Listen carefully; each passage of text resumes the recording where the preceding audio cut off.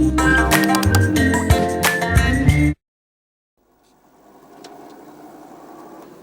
it's just after sunrise and we're heading about 90 kilometers outside KK to the highest mountain in Southeast Asia, Kinabalu.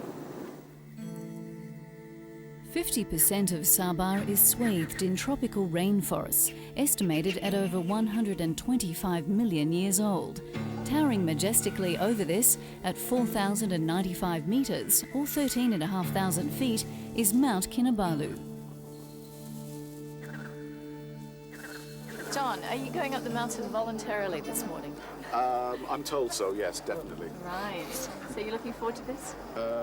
Well, I suppose I'm viewing it a bit like life, you know, it will end. Eventually. Eventually, yeah. So any advice for us climbers? Take it steady. Take it steady. Yeah. Go at your own pace. Yeah. Yeah. And enjoy it. Drink plenty of And water. eat lots of candy. Lots of sweets, lots of water. That's what's going to take you to the top. Yeah. This will get me there. It's actually, it's just an excuse to eat sweets that you're not allowed to eat because the dentist says not to. Going up my bus. Actually, so are we. They paid quite a bit more for their trip than we paid for ours. So you're going to do some bird watching on the way up? They tell me that there's one bird. Oh, great. And probably at the taxidermist, so it's like we may not see him. He purchased about midway. Like the 2 million bats. Yeah. It didn't show. We won't go there. Before embarking into this World Heritage Site, trekkers must first register at the mountain's base and meet their porter and compulsory guide. Climbing the peak is no walk in the park. The 8-kilometre walk begins easily with a scenic stop and a downhill run past thick undergrowth and small waterfalls. At this point, you can begin to admire some of the 6,000 plant species that grow here.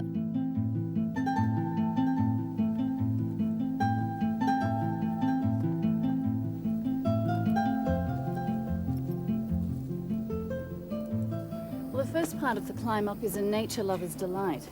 You've got around 280 species of birds to spot here, along with trees that are full of orchids and covered with wonderful moss like this. Back in 1851, British adventurer Sir Hugh Low was one of the first people to record the splendour of the mountain.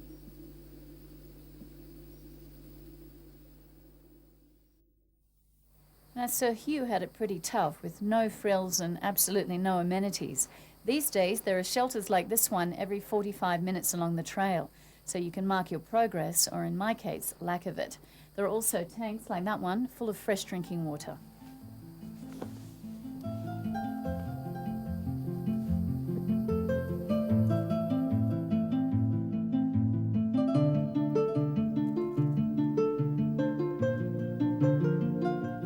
And speaking of amenities, most importantly,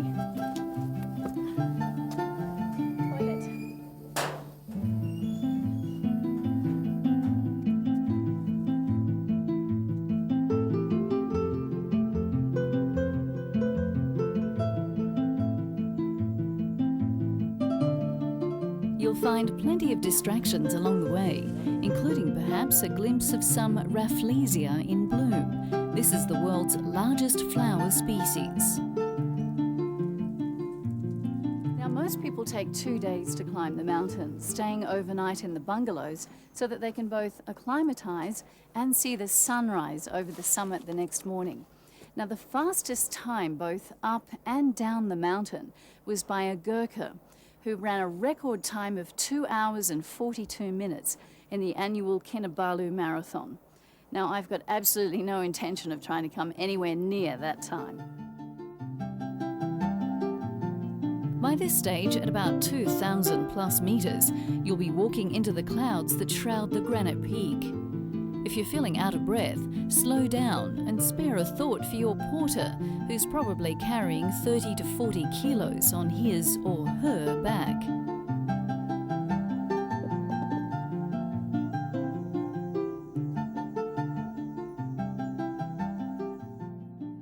The first foreigner to climb Mount Kinabalu was a British colonial officer called Sir Hugh Low. Now, that was back in 1851. Unfortunately, he didn't reach the summit due to a faulty barometer. Now, in 1858, he tried again, and once again his barometer let him down. Now, it was 30 years later when zoologist John Whitehead decided to try for the top. He made it, and being the true gentleman that he was, he called it Lowe's Peak. Not far ahead, your rustic accommodation for the night is waiting. Now, you stayed overnight, did you? Yeah. How was it? It was good. Yeah. I thought it was gonna be colder, but it was okay. How was the room? Cozy. Cozy, yeah. We had a room with 6 people. 6 people. Oh, okay, so you're For all 6 in people. bunks? Yeah. Yeah. And there's a little kitchen outside. So So what time were you up this morning? About 3 o'clock. 3 o'clock. We and left. Yeah. Whoa, and we left at about 3 o'clock, and And we what wake time? up at 2:30. Right, and you got to the summit what time? Yeah. I was there about 5 o'clock. 5 o'clock, something like that. And how are those last 2 hours of climbing? Was It was hard. Now it's gonna be a lot different. very hard. It's very hard. Yeah, The height, yeah. Yeah, and in the dark. Stomach, And yeah. in the Yeah. dark. Yeah. Tired, sore and breathless, most will still admit that this view is well worth the agony of the climb.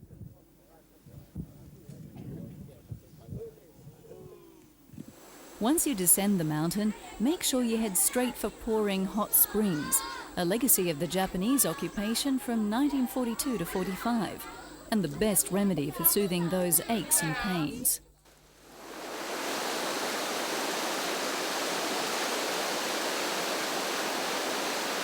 The springs were actually built by the Japanese, who occupied Borneo during the Second World War.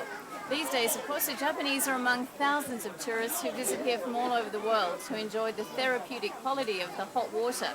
When they say hot, I mean it's seriously hot. I mean, Chris, you're from Taiwan and you're used to this, but can you keep your feet in this? No, this is not the normal one. This is too hot for us.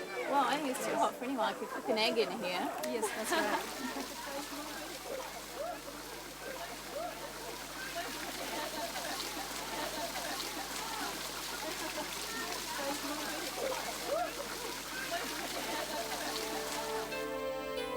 After a dip in the hot tub, you can explore the steamy jungle on a canopy walkway and enjoy the view of Kinabalu from a different perspective.